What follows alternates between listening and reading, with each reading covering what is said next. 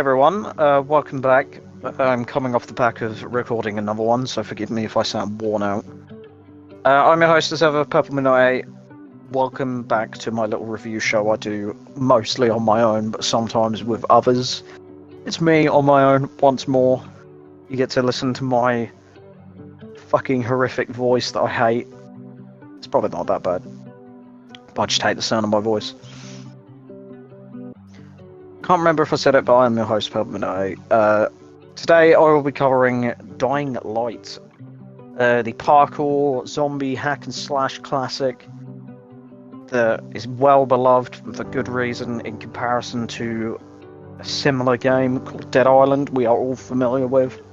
The first two, incredibly it's very more along the lines of but it's still The gore is good, the combat is dodgy, and the story is just a mess. But we're not talking about Dead Island. That's a game for another day. But we are looking at Dying Light, the absolute banger of a game that everyone knows and loves. So, an undercover agent is sent into a fictional city of Haran in order to retrieve sensitive documents from a local warlord. However, the city is in the middle of a zombie-like outbreak. Because, of course, can't be as easy as just going somewhere and finding someone. The game is a first-person action horror, much like the developers' other zombie franchise, Dead Island, as I mentioned. However, Dead Island is more of a comedy than anything else. However, this game is much more effective in pretty much every area. It seems like a lot more love and care has been put into this. Parkour, of course, being the main attraction, is fluid and satisfying to use. Due to the large amounts of infected present in some of the later stages, especially Old Town, as well as some of the faster ones that can also climb. Yep, you can use parkour, so can they. Having an escape route in mind is always a good idea.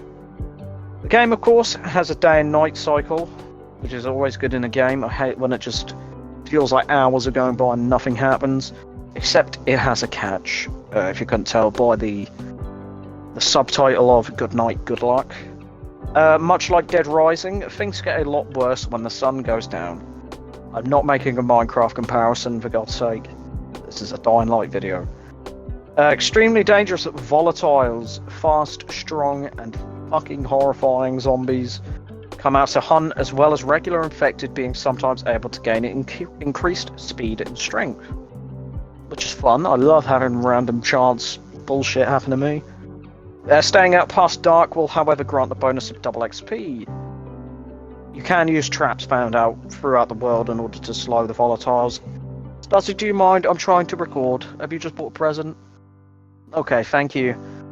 Sorry about that, it's a cat. Don't worry. A fluffy boy. Stop screaming at me, please. Anyway. Completely forgot where I was. Yeah, so you got the traps that you can unlock the ability to use using skill points. That you can also use during the day, but some are useless. Especially if it's UV lights. Because obviously, it's daytime, it's not going to do anything. So yeah, grants double XP. XP is broken down into 3 different types. You've got Agility, Power, and Survivor. No. There is another one. Survivor? No. I'm an idiot, sorry. So you've got Agility, Power, and Survivor as your main 3 that you get to begin with. I have to pet the cat, sorry, he's distracted me and headbutting me. Agility, of course, provides faster and more efficient movement, as well as movement-based abilities. Power is combat-focused, allowing for high damage and weapon durability alongside combat abilities. And Survivor is gained once both the other skills are maxed out, being used mainly in order to gain new gadgets and other bits and bobs. Forgive me, I've completely forgotten what the last fucking thing is called.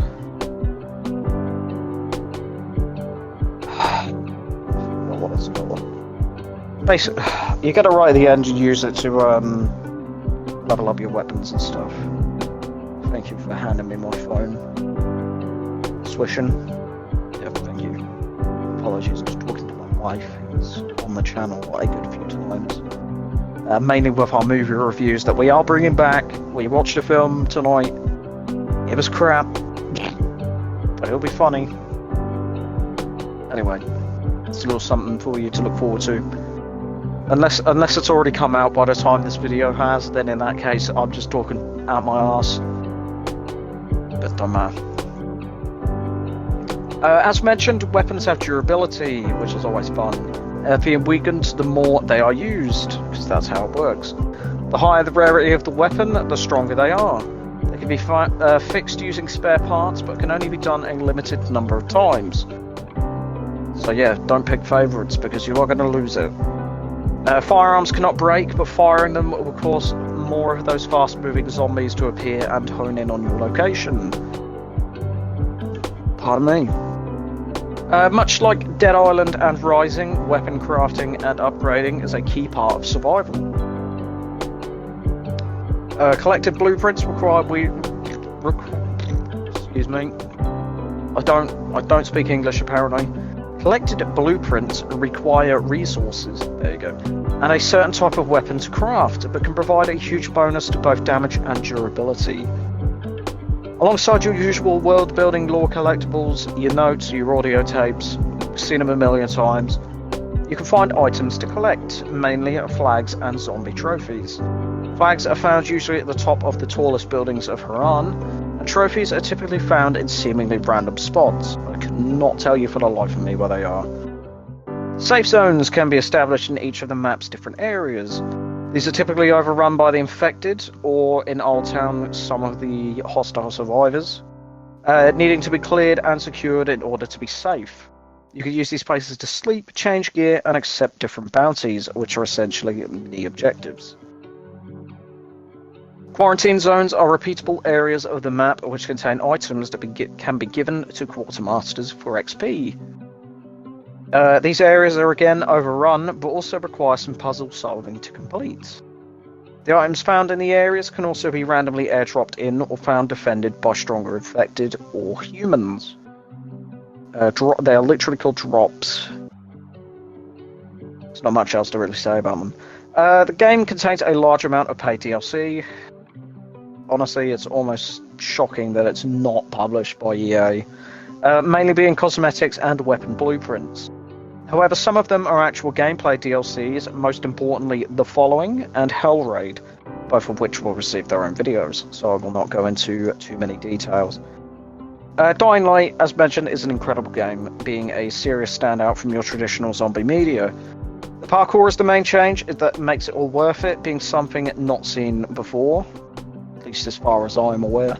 I've not really seen a parkour zombie game. I still tend to not go out at night unless I have to, as the volatiles are a fucking nightmare to deal with.